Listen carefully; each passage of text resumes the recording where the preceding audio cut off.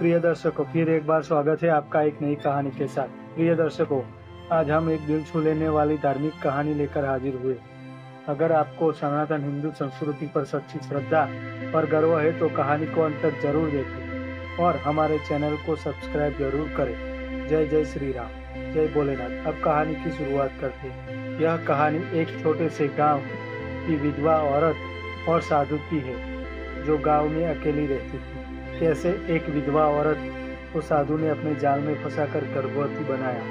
कहानी एक छोटे से गांव की है, जहां परंपराएं और समाज के नियम स्त्री पुरुष के संबंधों को एक सीमित दायरे में रखते हैं। इस गांव में एक विधवा औरत रहती थी, जिसका नाम था सुहासिनी। उसका पति कई साल पहले एक दुर्घटना में चल बसा था। समाज ने उसे एक नई पहचान दे दी थी, विधवा, जो उसकी इच्छाओं, भावनाओं और स्वतंत्रता को छीनने के बराबर थी। गांव के पास एक प्राचीन शिव मंदिर था, जहां एक साधु निवास करते थे। लोग उन्हें परम ज्ञानी, संयमी और तपस्वी मानते थे। उनका नाम महंत शिवानंद था। वे हमेशा भिक्षा पर ही जीवन यापन करते और आत्मज्ञान के मार्ग पर चलते, लेकिन नियति को कुछ और ही मंजूर था। एक दिन अचानक मौसम बदल गया, काले बादल घिर आए और तेज बारिश शुरू हो गई। सुहासिनी ने अपने खेतों से घर लौट रही थी, लेकिन रास्ते में ही पूरी तरह भीग गई। उसके कपड़े शरीर से चिपक गए और वह कांपने लगी। गांव अभी दूर था और बारिश इतनी तेज थी कि आगे बढ़ना मुश्किल था। थोड़ी दूरी पर मंदिर था। वह घबराते हुए मंदिर की ओर बढ़ी। मंदिर के द्वार पर खड़े होकर उसने अंदर झांका। शिवानंद अपने आसन पर ध्यान मग्न बैठे थे। जैसे ही उन्होंने सुहासिनी को देखा, वे तुरंत उठे और बोले, माँ, इतनी तेज बारिश में यहाँ क्यों आई? मुझे बहुत ठंड लग रही है महंत जी, रास्ते में फंस गई हूँ, सुहासिनी ने कांपते हुए कहा। महंत शिवानंद ने तुरंत अपनी कुटिया का द्वार खोल दिया। अंदर एक छोटा सा दीपक जल रहा था, जिससे हल्की रोशनी फैल रही थी। उन्होंने उसे सूखा कपड़ा दिया और कहा, आप इसे पहन लीजिए, अन्यथा ठंड और बढ़ जाएगी। सुहासिनी ने संकोच किया, लेकिन ठंड इतनी तेज थी कि वह मना नहीं कर सकी। जब सुहासिनी ने भीगे कपड़े बदले और गर्म कंबल ओढ़ा, तब तक महंत शिवानंद ने उसे तुलसी का काढ़ा बना दिया। गर्माहट मिलते ही सुहासिनी के मन में एक अजीब सा भाव जाग उठा। इतने वर्षों में पहली बार किसी पुरुष ने उसकी इतनी चिंता की थी। उसका मन डगमगाने लगा। रात बीतती गई और बारिश रुकने का नाम नहीं ले रही थी। मजबूरी में उसे मंदिर में ही रुकना पड़ा। दोनों एक दूसरे से दूर बैठकर साधारण बातें करने लगे। महंत जी, आपने कभी अकेलापन महसूस किया है? अकेलापन तो हर व्यक्ति महसूस करता है, लेकिन साधु का धर्म है कि वह मोह माया से दूर रहे, शिवानंद ने उत्तर दिया। परंतु हम दोनों ही अकेले हैं और हमारी भी कुछ इच्छाएं हैं। क्या हमें इन्हें अनदेखा करना चाहिए? सुहासिनी ने आंखों में एक अनचाहा प्रश्न लिया पूछा।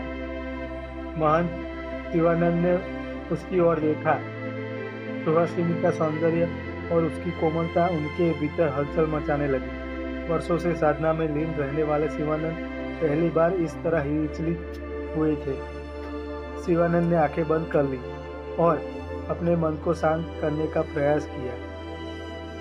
माँ, स्त्री और पुरुष का संबंध केवल शरीर तक सीमित नहीं होता, यह आत्मा का मिलन होता है।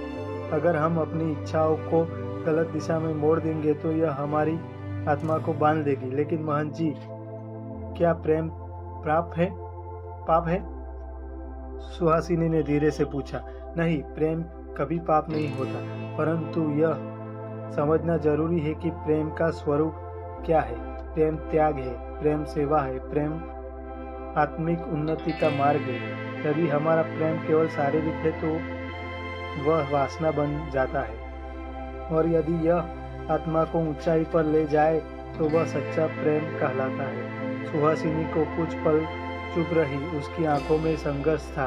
वह चाहती थी कि कोई उसे प्रेम करे, उसे अपनाए, लेकिन अब उसे समझ आ रहा था कि प्रेम का एक रूप और भी होता है, जिसमें आत्मा को मुक्त किया जाता है, ना कि उसे बांधा जाता है। सुबह हुई, बारिश थम गई, सुहासिनी उठी और शिवानंद के सामने आकर खड़ी हो गई। महंत जी, मैं समझ गई हूँ कि हमें अपनी इच्छाओं को सही दिशा में ले जाना चाहिए। मैं अब अपनी भावनाओं को गलत तरीके से दबाऊंगी नहीं, बल्कि उन्हें एक नए उद्देश्य में बदलूंगी। मैं अपने अकेलेपन को दूसरों के जीवन में रोशनी बनने के लिए उपयोग करूंगी। महंत शिवानंद ने संतोष से मुस्कुरा दिया।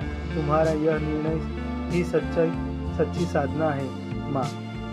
जब हम अपने सुख के ऊपर उठकर दूसरों के लिए कुछ करते हैं, तभी हमारा जीवन सार्थक होता है।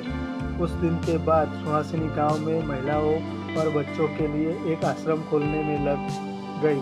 वह अब अपनी ऊर्जा को समाज सेवा में लगा रही थी। धीरे धीरे गांव में उसकी एक नई पहचान बन गई, एक प्रेरणा जो बताती थी कि प्रेम केवल शारीरिक नहीं बल्कि आत्मिक भी होता है।